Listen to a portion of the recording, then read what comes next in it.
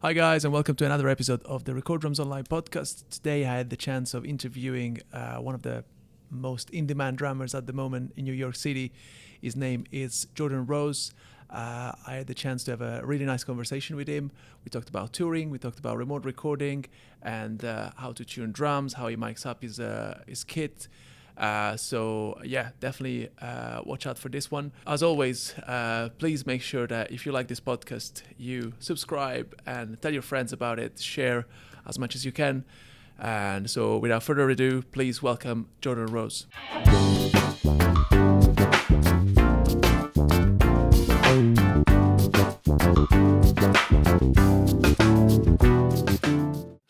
Oh, right. There you go. Live. Yes, we're live. There you go. We're live, but only you and I can see this. So it's a fake live, really. Fake live. Yes. Yeah. How are you doing, mate? How are you? I'm All good. It's a good morning, beautiful day here in Brooklyn, New York. Sun is shining. Oh, Yeah, man.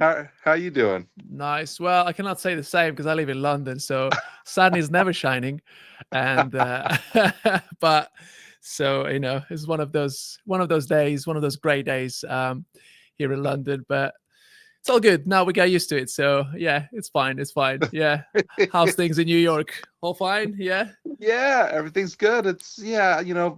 Autumn in New York is my favorite time, so it's just cozy. Nice. I get the apple cider out and I Yes. love it, man. It's great. Great. Are you in your studio? In your new studio? I am, yes. Oh, wicked. Oh, man. Oh, I've seen some videos in there, and yeah, it looks awesome. Thank you. Looks, Yeah. yeah, You yeah, it gotta looks come very visit. cool. Oh, I love to. I've got a friend actually. I'm recording another interview for with this guy Alessio Romano. I don't know if you know him. He's got a studio in New York called Brooklyn 42. Oh, Um, yes. Is he Italian? yeah, an Italian guy. Yeah. I've recorded there. It's a beautiful studio. Yeah. Is it? Oh, nice. Yeah. Yeah. He does a lot of So video work as well, right? he does. Yeah, he Yeah. does. Yeah. So I've known him for years because basically we studied together at Berkeley ages ago. Like Oh. this was probably 2006. Yeah. Oh, And wow. so I went to Berkeley as well. did you? Man, Yeah. A there you little go. a little bit after 2010. Oh, great. Nice. Yeah. Oh man. Great place to be, right? Yeah, man. Yeah. Yeah. Oh, I'm sure. Well, we don't have to play the name game here. We'll spare the Nah.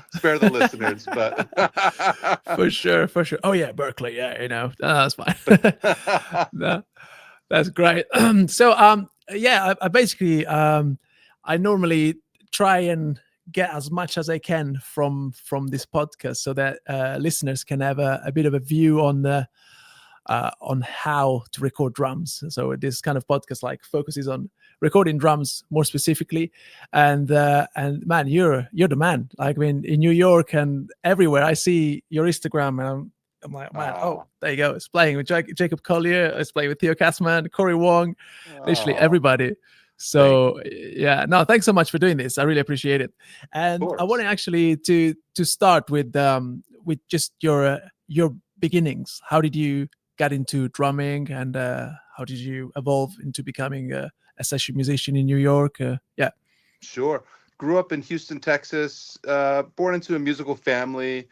Both my parents, play the piano and sing in the church choir. My mom, to this day, still plays the piano every Sunday at the church that I grew up going to. And so, it was mandatory for us. I have two older brothers, so I'm the youngest. And so I saw my older brothers, like, that it was required for them to take piano lessons at a certain age. And so I knew, oh, I'm going to have to take piano lessons. So I did. And to be honest, I didn't love it. I mean, I didn't hate it, but I didn't like grasp onto it. I was just like, did it, did my recitals or whatever. But when the time came where I was going into middle school, which is sixth grade, I could choose what instrument I wanted to play in the school band. And so I knew I wanted to do drums. Like anytime I would go to my brother's concerts, because my older brother played trumpet. When I would go to their concerts, I would see them. I would just be gravitated towards the percussion section, and so I just knew I remember driving. There's like a meeting where you meet the band director and you declare what instrument you want to do, and they let you know like, oh, we don't have enough room here. We need some more French horn players or whatever. They try and sway you to choose to fill out the band. And so I remember driving over, and my parents' Suburban. I'm sitting there. My mom's she's driving, and she's like, "Now, Jordan, I've always been like a big kid for my age, like tall and just a big guy. And she's like, I don't even know if this is appropriate to say now, and modern days, but I'll just say it. I think it's pretty innocent. But she's like, because you're a big guy, they're gonna try and get you to play the tuba, and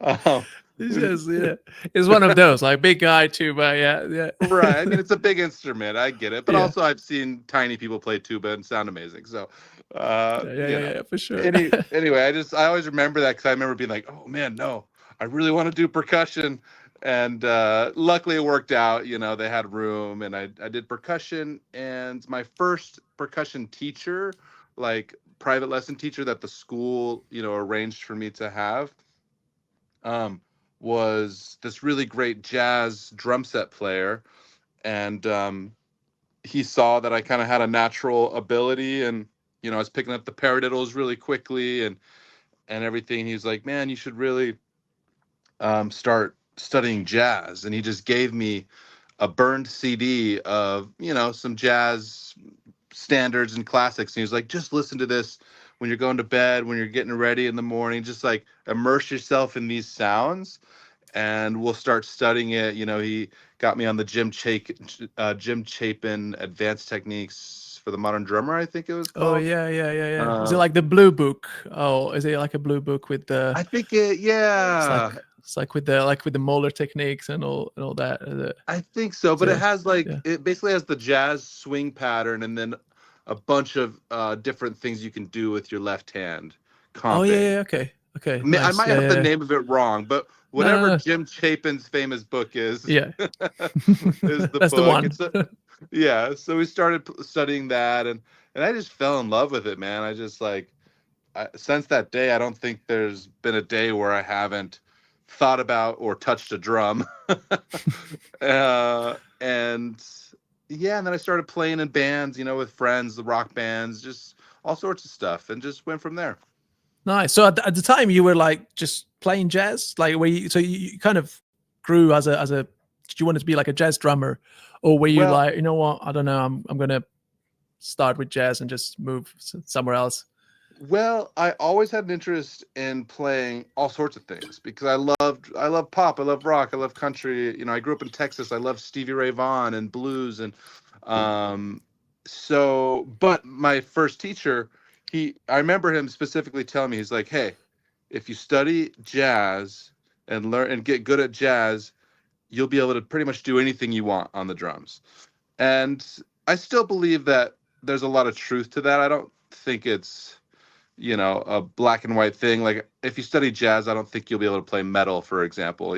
Like they're very different things. But I do think there's a lot of value in studying jazz. It opens you up and opens Yeah. your ears and also your four-way coordination and your touch, really. Like Yeah. and so I'm very grateful. Like, so I fell in love with jazz, and I definitely studied it. Went to Nice. college playing it. But I always knew I was never a jazz purist. I was Okay. at the same time I was always playing in rock and pop and blues and jam bands. Mm-hmm. Which is one of the reasons I decided to go to Berkeley, because I auditioned at some other schools, Manhattan School of Music, whatever, other places, and the reason I decided on Berkeley is because I felt like some of these other schools, it's like classical or jazz and nothing else. Yeah. Um, and I was like, well, I like Berkeley because I can take a studio drumming class.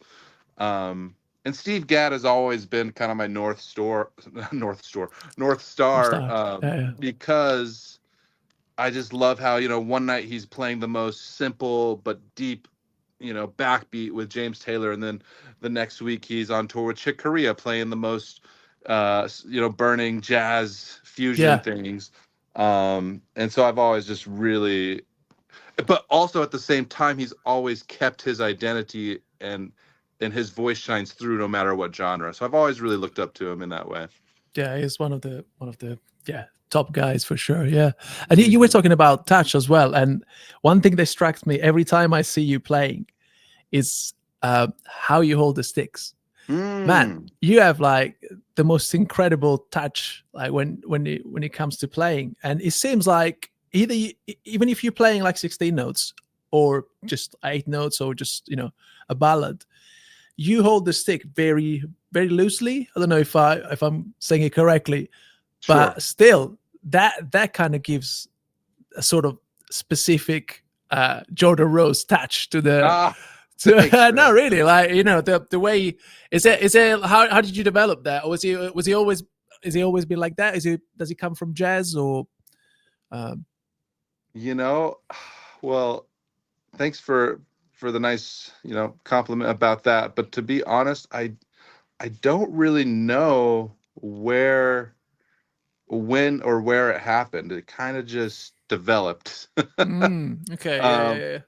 I do think, I've lived in New York for 13 years, and I do think being in New York has helped me develop a lighter touch, because I've had so many situations where I've had a practice kit in my apartment with, my neighbors are living right below. And so I'm like, oh, if I want to practice, I got to play lightly, for example. So I think just doing that, but also I really just like playing lightly. It just feels good to me. And I've been doing this long enough to realize that oftentimes with the lighter touch you have, like the bigger sound you can get, and in a lot of cases, especially with microphones. And Sure. ever since I've started recording myself, like I've never had a big room, because in a big room with high ceilings, you can bash and it will still sound like pleasing, if the room is dialed in acoustically. But in a small room, you can't bash without it sounding harsh. And so I've just kind of realized, to get the sound that I have in my head is going to be, I'm going to be better off playing lighter and boosting the preamps, or driving the whatever at the end on the back end, and that usually gives me a better sound, I think. Yeah, for sure. Yeah, that's great. Yeah, and so when you studied after Berkeley, did you decide right away you wanted to go to New York, or was it something that you kind of like, oh, not sure, shall I go LA? Did you have any doubts into where to go? Because oh man, that was such a like foggy time. Like, finished up at Berkeley, and it was either LA, Nashville, or New York, and I couldn't make up my mind. Like, I went and visited each, and I feel like this is such a common discussion among musicians is, where should I live, and what are the pros and cons of different places.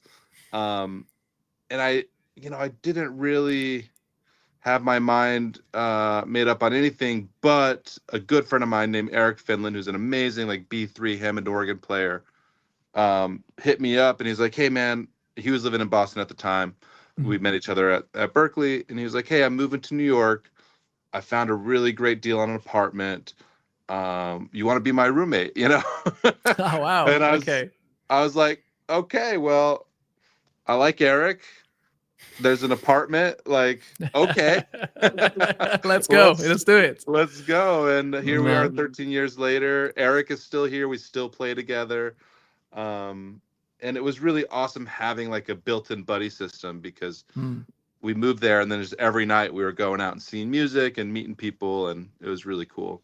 Yeah. I mean, it must be tough. I mean, it can go either way. It can either go like, yeah, great, let's, or otherwise can kind of ruin your friendships. Like, we go, let's go together to New York, and then nothing is happening. You're like, oh man, what am I doing? Right. I know. I don't know. I've heard stories that like, oh, yeah, let's go live in, I don't know, LA, and just it didn't work out. So I'm glad that after 13 years, man, you just you're making the most out of it, and you're enjoying it. And how did you go into recording drums? Like, was it was it like a natural development that kind of came through the playing and through like doing session work, or was it something that you got interested and was like, I want to focus on that as well? Right. Well, I've always, wanted to be a studio drummer. And touring as well, but I've always wanted to record a lot. I love being in studios. Even just like walking in, I remember in Berkeley walking into one of their studios, and I got there early for a class that I was taking, and I was like the first one. I was just sitting there, and I was just like, oh my gosh, studios are so peaceful because they're so quiet. Yeah. Like there's very few places on earth that people care about it being this silent. Yeah. For And so I sure. was like, man, I really just like it. Like I just feel peaceful here. Nice. Anyway, so but yeah, kind of when I was a student, I started realizing that the future of being a studio drummer was to have your own setup. Mm. Because all the people I grew up, the Steve Gads and the Steve Jordan and Steve Ferroni, all the Steves, all my Yeah. heroes, like The holy trinity of yeah, Steves. exactly, exactly. Yeah. And let's add Steve Wonder. Let's add Stevie to Yeah, for that. sure. But like, session drummers like that, going into a studio and having, kind of a 9 to 5 job like some of these guys had, was disappearing, and disappeared long before I ever even started getting interested in it. So I started realizing, hey, seems like to be a studio drummer, it'd be really advantageous to have my own setup. And so as a student, I remember buying like a little interface. I didn't study recording there. I just did performance, which is honestly one of my biggest regrets. I wish I would have studied engineering. I think it would have helped me so much, but you know, hindsight I'm is the same. 2020. I'm exactly the same. I did performance as well, and I was like, oh man, I wish I. Right. Which, hey, it was also great. Learned a lot, but Yeah, hey, yeah. If yeah. let's go It's back to just school different. and study engineering. Let's try again. Right. Anyway, bought an interface, bought some, my first mics, and would kind of just dabble, but not serious. And I was kind of too busy, like gigging and playing and just trying to, get by, paying rent and stuff. But over there kind of came a point where I realized, hey, I need to just invest in some good gear and really learn how to do it. And that was probably a couple years after moving to New York. I don't know, maybe 5 years after moving here. And so I just started hitting up a ton of friends and just had a huge like Google Doc of like which mics do they like. These people are recommending the KM184s. These people are recommending the Coles. Like, what's the difference? Watching videos, just obsessing about it. I'm sure you can I'm the probably same. relate. For sure. Night And and day. Yeah. yeah, because it's scary to like when you're about to spend a ton of money on something. It's like, holy cow, I want to make the right choice. Yeah. And so I'm grateful for some friends who gave me good guidance, and I ended up, getting like a good setup. An Apollo, a pair of Coles, some good dynamic mics or whatever. And then I just started messing around. I would have engineer friends come over. I had a little place in my apartment in the basement that I put some sound baffles up and I could play. And I remember like recording my first song with that setup was for an artist named Caleb Hawley, who I love this guy. He's one of my favorite songwriters. And like he came over and recorded. It was like kind of a ballad, kind of a pop ballad. And I was like, I heard the mix at the end. I was like, holy cow, like we did that in my basement. Like, and I just like caught the bug. I was like, this is awesome. Yeah. And then, fast forward to, then the pandemic happened and I really had a lot of time to just mess around with the gear that I thankfully already had. And yeah, and then it's just been growing from there. I mean, I have so much to learn. But also it's kind of nice to be on this journey. I really enjoy it. Yeah, it's great, isn't it? It's just like waking up, just go in the studio and just let's see what happens. Let's see what can we make today and what sounds can we come up and yeah, it's the Exactly. best. I mean, Yeah. I certainly love it too. Yeah. So when it comes to recording, like, so before you were recording in your basement, now you have like a new setup in your new studio. Yeah. Yeah. When it comes to like mic placement and I always ask this question because I'm quite fascinated. Do you change your setup for every song, or do you go like, you know what, I'm changing the drums, but the mics, they're staying there because I mean I'm Right. sending pretty much the yeah. What's your kind of approach when it comes to someone sending you a track and your mic setup? Yeah. Right. I would say drums are the first thing to change. Mm, Snare, cymbals, toms, kick drum. Yeah, I would say the snare is the most common thing that changes. Usually on like every track, I'm changing snares. It seems like, and then cymbals as well. Changing cymbals often. And then as far as mics, there's kind of some mics that usually stay put. mm, And then there's some mics that I move around, like the mono overhead. If I'm playing something that's like really delicate, I'll usually bring that much closer. okay. And then I also have like kind of a mono room mic that I'll move around and I'll also change like, do I want to, slam this with more compression?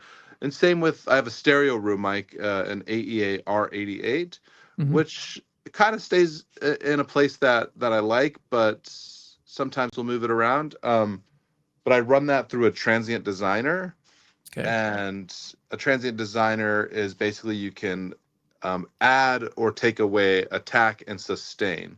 It's just two knobs. I love that it's so simple because I have no idea how to use most pieces of gear, but this gear is very easy.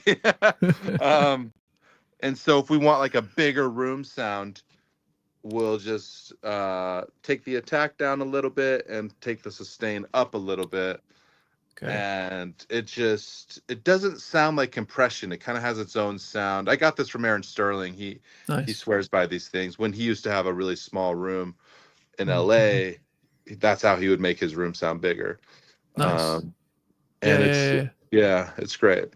Nice. Yeah, yeah, yeah. Do you use like so I don't know if you what do you have at the moment? Do you have like a mono overhead and then two like stereo Yeah, mics? Yeah. What's your usual setup like in terms of mics? sure. Yeah, I mean, usually the stereo calls are up there, and then the mono, I just got a Flea 47, which I'm really loving. Mm, And so that's usually on the mono. I mean, it used to be my studio partner, Marlon Patton. He moved to Nashville, but we used to use one of his mics. He had a Neumann M149, a tube mm, condenser, and that was nice. the mono. And I just like, that you get the ribbon, the warmth and the fatness from the coals, and then you get some more shimmer and detail from the mono tube condenser. So I like that setup. And then yeah, I mean, kind of your typical Beyer M201 on the snare top. Tom mics I'll kind of switch out sometimes. Right now I have M88s. I think they're Hmm. Beyerdynamic M88s. They sound Nice. really cool. I have a M160 ribbon mic on the hi-hat. Yes. Great. I love it. Yeah. And Yeah. then in the knee mic or the crotch mic that Hmm. everyone calls it something different. Yeah. I know. But I The think we should first mic, just the break mic. Yeah. Everyone's got a yeah. name for it. Yeah. The one in Yeah. between toms. Let's call it the one between toms. There you Yeah. go. The between Mhm. tom mic. Yeah. Right now I've got a Electro Voice 635, like an Ah, Omni, nice. and it sounds cool. Sometimes I'll put my RCA 44 there Hmm. for more beef, and I like that. And then kick mics. I have what is it, a 380, a Biodynamic 380 Hmm. vintage, which I love, but I might have to get it serviced. So I have something else. I don't even know what's up there right now. It's one of my studio partners' mics, Sennheiser something. Right. And it sounds cool. It's like much more modern sounding. I prefer when kicks are a little bit rounder and warmer. Yeah. Um, so I might switch it out for what I'm recording today. But for a modern track, the Sennheiser thing Yeah. Maybe it's like That's a cool. 601. I don't know. Uh, Yeah, that's fine. That's fine. That's uh, cool. And when you record normally, do you put anything on the way in? Do you add a little bit of color, or do you just leave it flat and then you do all the mixing afterwards? Pretty flat, pretty flat. Other than the transient designer on the room Mm. mic, but I'm like getting to the point now with the new studio. I never had a patch bay before. You know, it was always just like Mm. mics into their preamp, into Pro Tools, and Yeah. that's it. But now we have a patch bay, and I'm starting to feel the desire to get more outboard gear. Yeah. So I want to start with like a compressor for. Oh, actually, I lied. We have two distressors now Oh, nice. that we run the kick in and the snare top through, just A subtly, little but bit. it's nice. Yeah, it's Mm-hmm. nice. But yeah, I want to get another type of compressor, maybe like a Chandler or something, to run like my mono room through and be able to really slam it. I think that'd be a nice addition. Nice. Yeah, that's cool. That's awesome. And when people are contacting you for to record drums on the like remotely, what's your process? What's your workflow normally? Like, what do you listen to the track, write down some notes, and just go straight to the drum and just start recording, or do you ask the clients if do you have like some specific questions that you ask the client, like, please tell me like this feel, should I play this or should I do? Yeah. Got you. Yeah, I mean, I try and get as much information as I can before I even, you know, open the song. Mm. If they have like a demo program drum track that they're feeling like that's the right direction, like I definitely want to hear that. Um, and I'll say, hey, do you have any references for sound or vibe or anything? Just whatever they feel like sharing. I just try and get that up front because it just helps me Mm. make a game plan. And then when I get to the studio, I'll usually not even touch the drums. I'll just get the session set up, and then I'll start listening and I'll start making markers in my Pro Tools session, learning the form. And then I'll Mm. start envisioning like, okay, what snare, what kick, how start crafting the sound in my head, and then I'll take time and set it up, Nice. and start, doing dialing it in until I feel like it's matching and feeling good within the song, and then I'll start doing takes. But Nice. something I've started doing recently is I've started recording like shaker and tambourine and little auxiliary percussion if the song needs it. Started doing it first. And Mm. the reason I have enjoyed doing that is because I feel like it's helped my takes to be more consistent because I'm like locking into this shaker. Shaker. Whereas if I record shaker last, I'm only recording it to one take. And most likely that shaker take will work with the other takes. Mm-hmm. But I don't know. Sometimes you're feeling Yeah. things are a little different from take to take. So I just like to make sure I have those elements in there that I can make sure I'm like gelling with Yeah. during Yeah. each take. Yeah. Yeah. I don't know about you, but for example, like when someone sends me a track and there is a percussion track in it already, I Hmm. kind of feel like more okay. I can gel more with the song compared to just Yes. having a click that is Yes. there, but and you're trying to match with the click, but it's just every beat. You know what I mean? So having like that kind of shaker or tambourine, whatever it is, that helps you out a little bit. I guess it's just helpful. It's just Yeah. uh, Makes you yeah, play yeah, better. yeah, Yeah. yeah, But yeah, but then it's also like an element, that I send at the end that it's like, yeah, so it serves multiple purposes. Yeah. for sure. Yeah, yeah, yeah. When it comes to pockets, everyone talks about, especially you got like a great pocket, man. When you play, it's incredible. Like you're super Thank you. super on it. I was listening to that album. You recorded, by the way, that album, Theo Katzman album. Now it's I can't remember the name. That's It's, okay. it's all it's all live. Basically, Oh you're all yeah, playing live. that's me. Uh, That's me. There's a couple yeah, live albums. Yeah, yeah, yeah.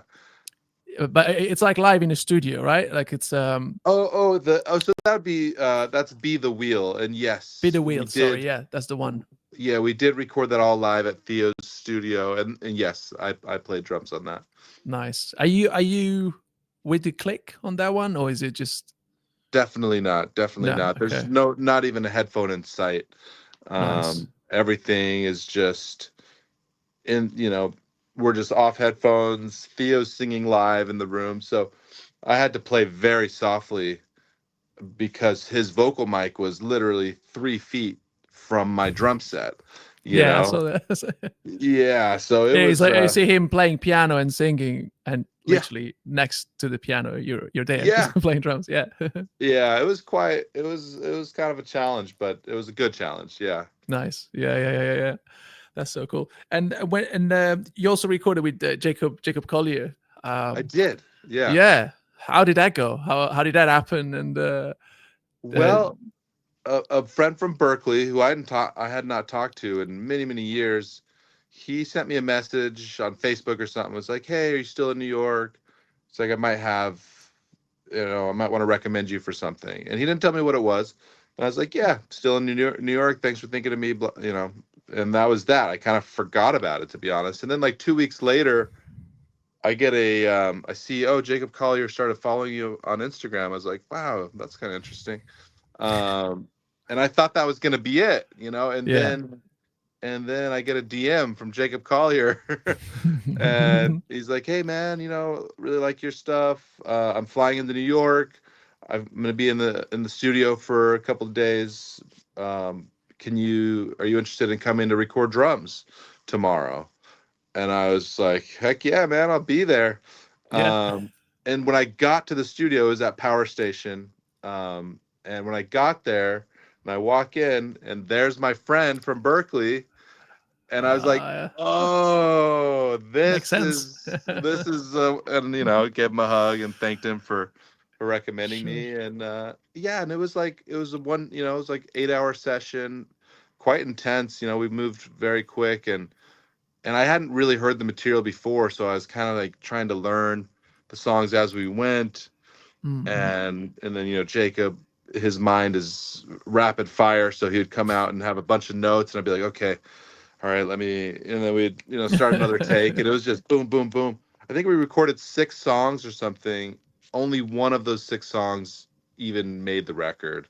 Okay. Um, which I don't know, maybe something will come out in the future. I really liked a lot of the songs. I was kind of bummed. I was like, man, I hope Jacob's not listening to this. I kind of like some of the songs better than what came Yeah. out. Oh, I shouldn't have said that, but Yeah. No, but I guess sometimes they record way more than what comes exactly, out, right? So I guess like exactly, no, yeah. that's so cool. What did you get? Did you get any sort of anxiety being Jacob Collier that he is like quite of a particular musician in terms of like could be anytime signature or could be because you didn't know any of the music, right? So you had to learn on the Right. spot. How did you prepare emotionally, Yeah, mentally about for that that's a great session? that's a great question. And to be honest, I did have anxiety because I'm not a fusion drummer. I don't enjoy playing very complex things. I'm not that great at it, and I don't like it. I mean, I Mhm. like hearing it. I love when people are good at it, but I know I'm secure enough in who I am that I know that's not me. That's not who I am. And so I was like, why is he hitting me up? Like, I don't feel like I'm a good fit, Mhm. So I did have like imposter syndrome and anxiety and doubts, like, I'm gonna get there and he's gonna be like, oh, I got the wrong guy. But once I heard the songs, I was like, oh, he's kind of going a different direction with these songs. Mhm. And it's very much more singer-songwriter, kind of rock pop, you know, Yeah. stuff. And I was like, okay, it makes sense. And even after we recorded a couple songs, he came out and he's like, man, you're definitely the right guy for this. And like, I just Ah, felt very, nice. I Yes. I felt great. I felt like I was in the right place. But Yeah. um, Yeah. That kind of and gave you, I guess, more confidence for future projects, or was it? Yeah. definitely, Definitely. And that's a lesson that I'm still learning, but I feel like I've had some experiences in the last couple of years where I'm learning that I need to trust that when people call me, that they actually want me. You know what I mean? Like, because sometimes the imposter syndrome will kick in, and I'll just be like, "Oh, they made a mistake. Like, they really don't want me. It's just, oh, I guess I'm the only guy available, or Yeah, whatever." yeah, yeah, But I think I'm starting to realize, like, hey, just trust that they want you. They called you for a reason, yeah. and just show up and just be yourself. Bring yourself, and just contribute what you can in a genuine way. And 9 times out of 10, that's gonna That work out in works. a beautiful way. Yeah. Beautiful. Yeah, yeah, yeah, yeah. That's awesome, man. Nice, nice. You also doing you playing for a Broadway show, right? I was. It You closed were, yeah, it recently. closed Yeah. now. Yeah, yeah, yeah, yeah. But how was that experience going from playing studios, playing live, and just playing? This was still live, but it was like you guys were not on stage, right? You were in the pit. Yeah, Correct. yeah. Okay, yeah. Yes. Yeah. I wasn't even in the pit. I was in a room, Oh, well, all remote, right. far off Oh, in the wow. Okay. corner somewhere. uh, yeah, me and the Proper bass player. remote. Okay. They put us in like a little office room. Um, Oh no, right. but no, it was I cool. I saw mean, that video, by the way, on Instagram. oh, that It's- my it's- wife did. Yeah. that's so funny. It's so good. I love it. Thanks. Yeah, she Yeah, loves yeah. doing that. So yeah, I mean, Broadway's cool. It's different, but the caliber of musicians within the Broadway circle is really incredible. Like, some of the best Mm. musicians in New York play in Broadway, and it's awesome to get to work with them. And then the show that I was doing was awesome to get to work with David Foster, the legendary producer and songwriter. I got to know him well and Oh, nice. learned a lot just being around him, being in the studio with him, because we did a couple of days of the cast album. Was really awesome and inspiring.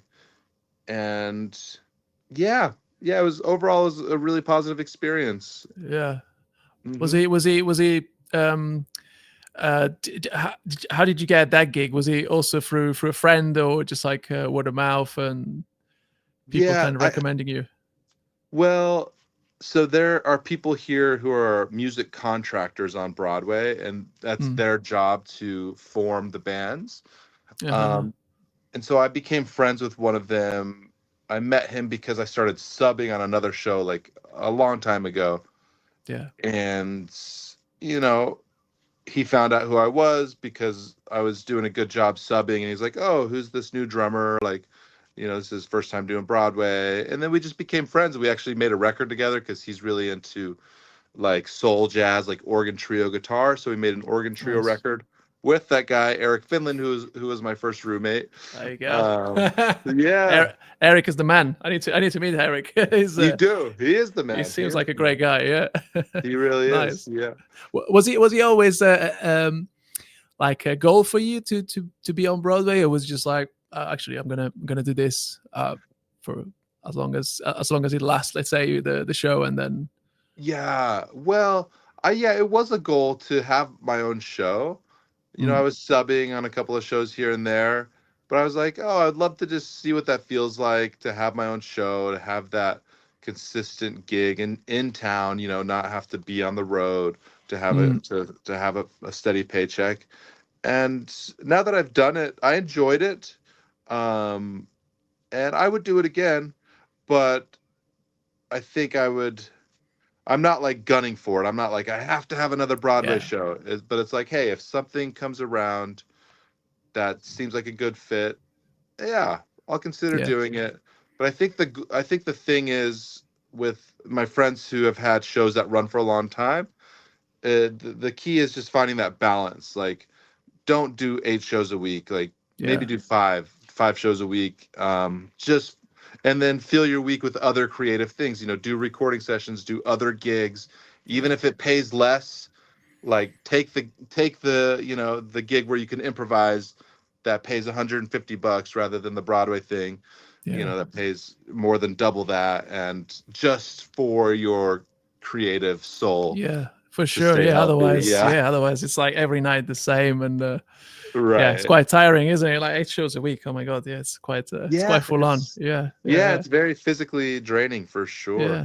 How do you do Yeah. then when you go on tour, for example? Because you went on tour with Maggie Rogers, right? Uh, how was also just being on tour? Because when you're on tour, I had a few chats with a few other drummers on the podcast. They were all uh, they're all studio drummers, so they're like, you know what, we like the creative process. So going on tour for us is kind of, there is no, I don't want to say there is no creativity involved, but you know what I mean. It's kind of, Yeah. I don't want to, it's kind of the same show repeated, and you have to keep it, fun, but it's quite draining sometimes. Yeah. Right. How do you find touring? Yeah. Right. I mean, the artists that I've been lucky enough to tour with, I've never done like a really intense pop tour where it's like super same thing, same thing. Even with Maggie, like she was changing the set list night to night a lot of times. Ah, And nice. and also there was like a little bit of breathing room. Like I didn't play the same exact fills every night.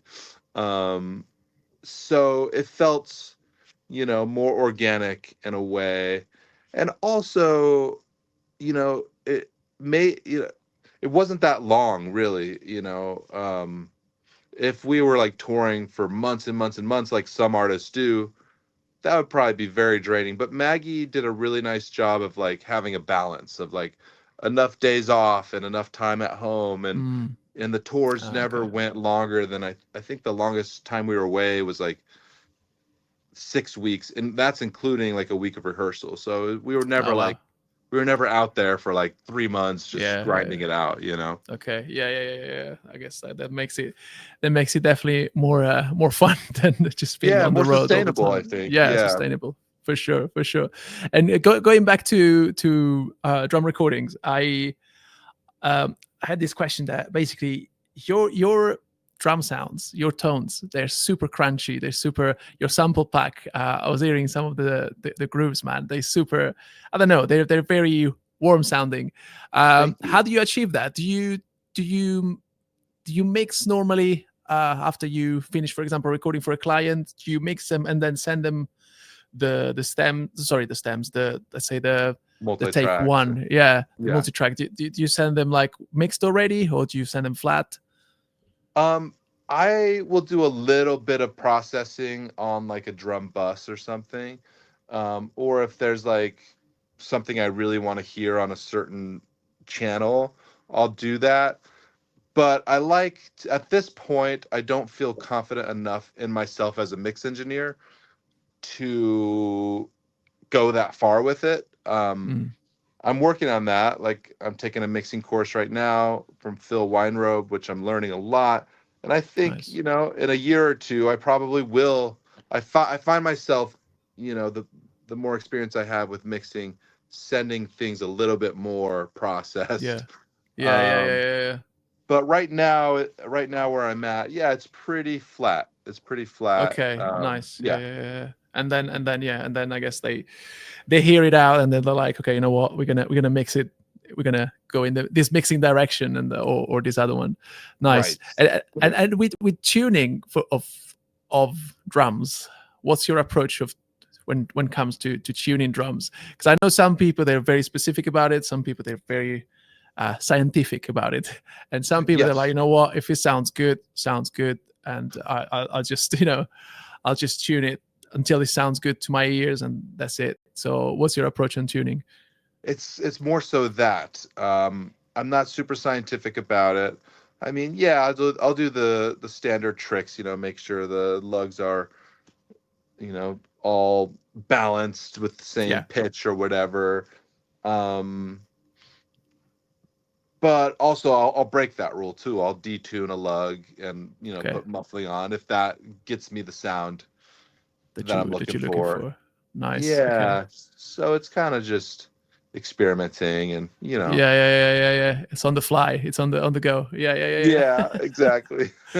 Nice. Very cool. Very cool. So normally at the end of every episode, I do like a 10 rapid fire question, which is never Ooh. rapid fire. So feel free to expand and just give us more if you want. So yeah. So first one is top 3 albums for best drum sound. Best drum sound, Continuum. Oh man, I always draw a blank when people ask me what I'm listening to, or let's say, yeah, John Mayer Continuum. Oh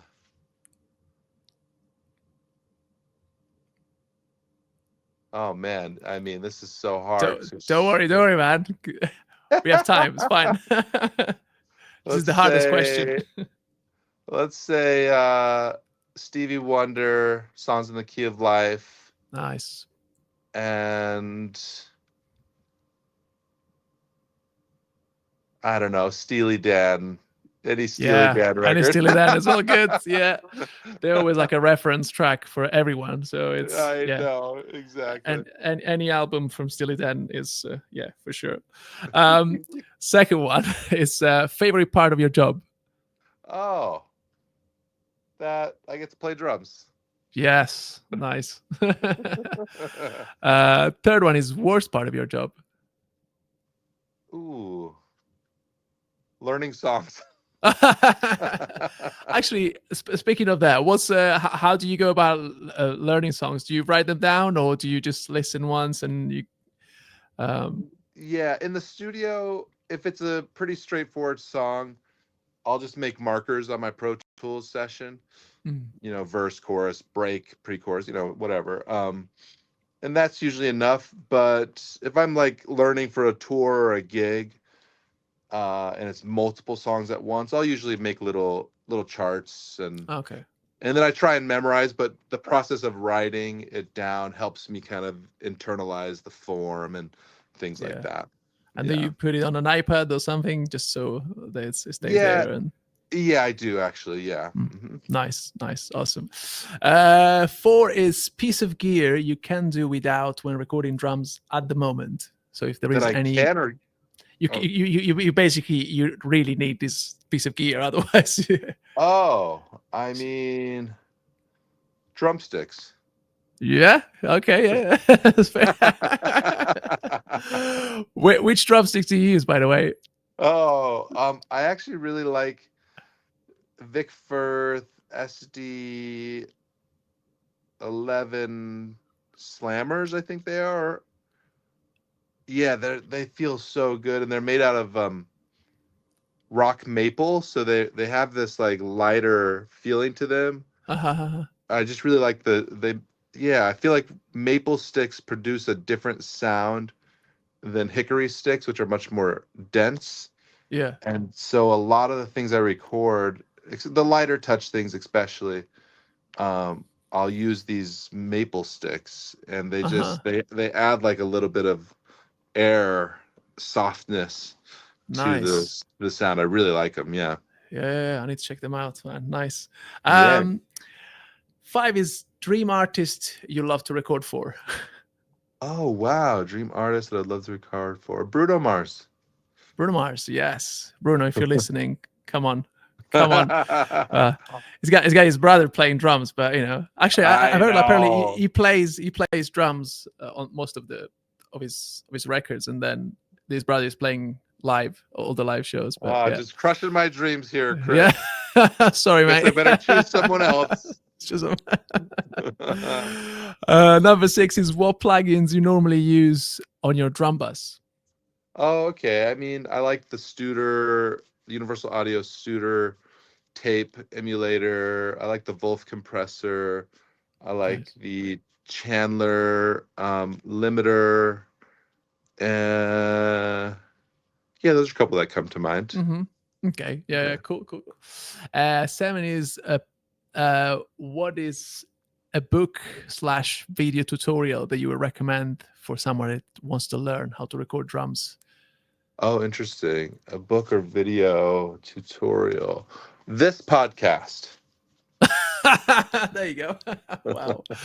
Great. No, we never had that one. Wow. Amazing.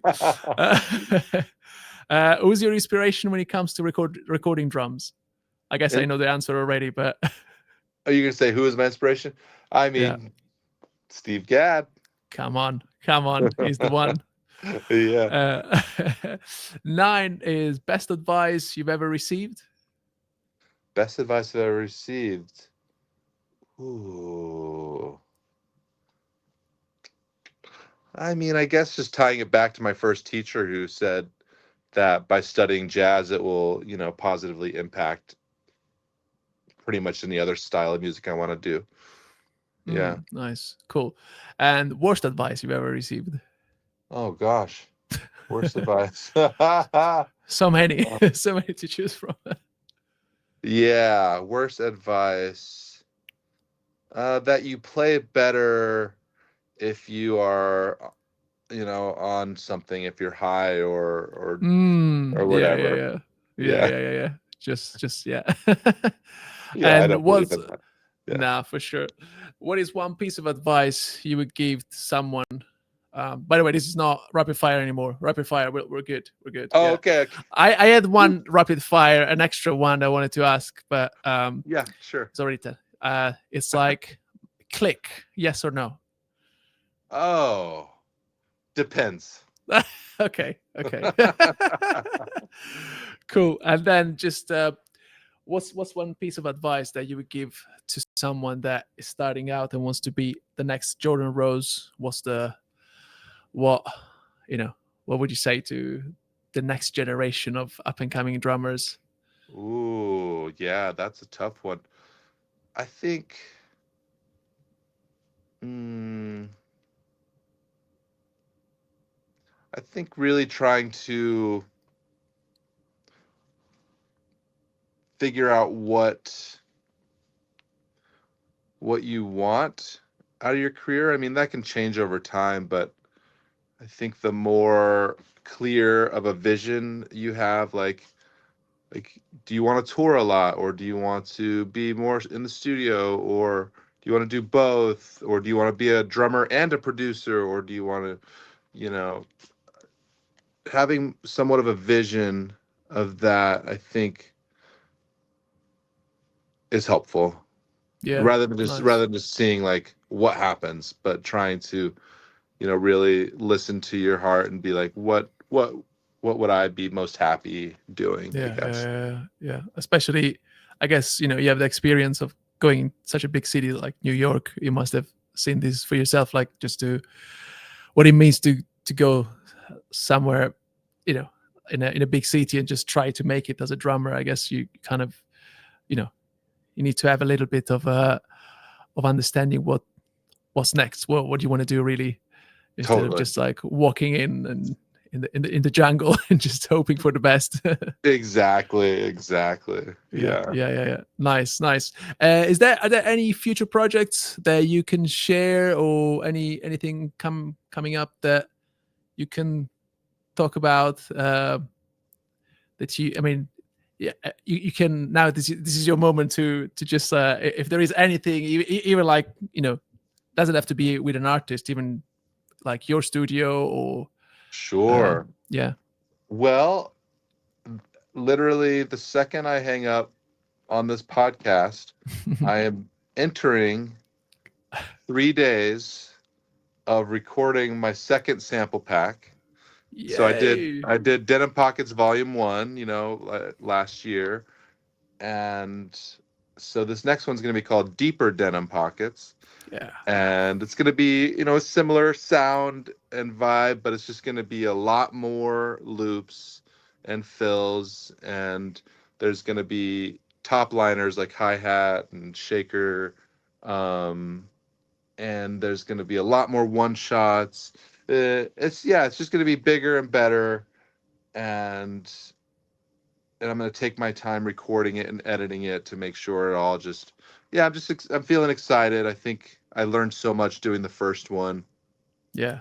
which I'm proud of it, but I just know that this one can It's gonna be be much better. better. So so I'm going to go and dial in the sound right now. And to be honest, I'm like feeling a little nervous. I'm like, oh, because it's like, oh, I got to make it perfect. I have this Ah, tendency as a perfectionist yeah, to, yeah, it's like, oh, if the sound's not perfect, but I'm trying to tell myself like, there's no such thing as a perfect sound. It's like, just get it to where you like it, and it's gonna be great. And then yeah, yeah, yeah, yeah, yeah. just move forward. Like, there's no perfect sound. No, man, absolutely. And like the first one was awesome. So second one is gonna be even. Plus, it's in the new studio as well. So Yeah, better thanks. gear. It's I guess true. like better space as well. So it can It's only be true. better. It's So true. yeah, Thank yeah, yeah, you. yeah. That's Thank great. you. Is there a place where people can find you? What's the best place? Like, is it Instagram or? Uh, Yeah. Yeah, I would say Instagram, or I have a website that there's like a contact form there, but Instagram is probably the best. nice, nice, cool.